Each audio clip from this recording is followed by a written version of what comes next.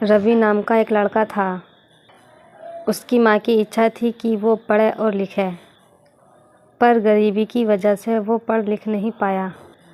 इसलिए वो जंगल में रोज़ लकड़ी काटने जाया करता था। एक दिन वो जंगल में लकड़ी काटने गया तो उसे जंगल में किसी के रोने की आवाज़ सुनाई दी। रवि ने वहाँ जाकर देखा, एक सुंदर लड़की झाड़ियों में फंसी हुई थी। उसके कपड़े झाड़ियों में बुरी तरह से उलझ गए थे और उसके पंख भी थे। ये देखकर रवि हैरान हो गया। वो उस लड़की के पास गया और बोला, तुम कौन हो और इस घने जंगल में क्या करने आई हो? वो लड़की रोते हुए बोली, मैं एक परी हूँ और मेरा नाम खुशी है और मैं परी लोक से यहाँ रोज़ खेलने आया करती हूँ। मैं झील के किनारे नाच रही थी, तभी एक हाथी मेरे पीछे आया। तभी मेरे पीछे हाथी दौड़ा और मैं भागती हुई झाड़ियों में गिर गई। देखो, मेरे पंख घायल हो गए हैं, अब मैं यहाँ से कैसे जा पाऊँगी? ऐसा कहकर वह रोने लगी। रवि ने उसे बहुत सावधानी से बाहर निकाला। उसके पंखों से खून बहने लगा था। रवि ने पास के तालाब से पानी लाकर उसके पंखों को धो देता है। रवि खुशी परी से बोला, तुम्हारे पंख अभी बहुत जख्मी हैं, तुम ऐसी हालत में अपने परिलोक नहीं जा सकती। ऐसा करो, पास में ही मेरा घर है, कुछ दिनों मेरे घर ठहर जाओ। ठीक हो जाओगी तो चली जाना। राहुल की बात खुशी परी के समझ में आ जाती है और वो एक साधारण लड़की बन जाती है। रवि सोनम परी को अपने घर ले आया। रवि अपनी माँ से कहता है, माँ, ये बेसहारा लड़की है, इसका इस दुनिया में कोई नहीं है, इसे अपने घर में ही रहने दो।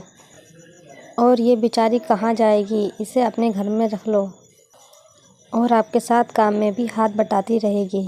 वो खुशी को अपने घर रख लेते हैं।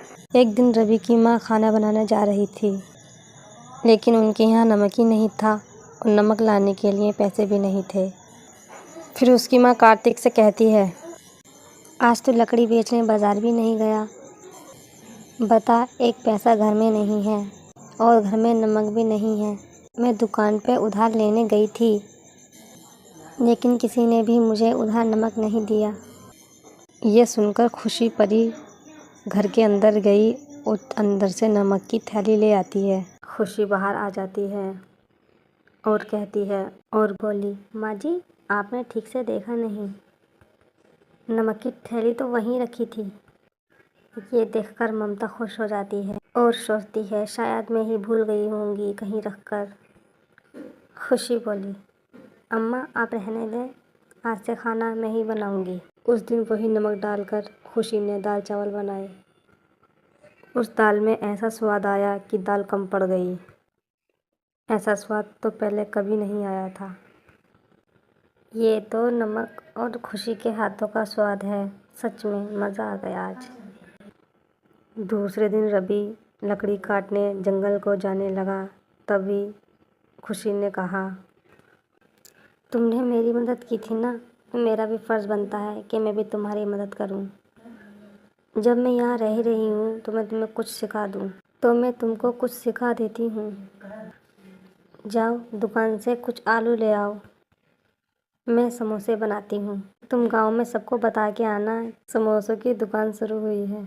और वो तुरंत दुकान से आलू ले आया और खुशी ने मैदा गूंथकर उन्होंने वो समोसे खाए तो उन्हें वो समोसे बहुत स्वादिष्ट लगे।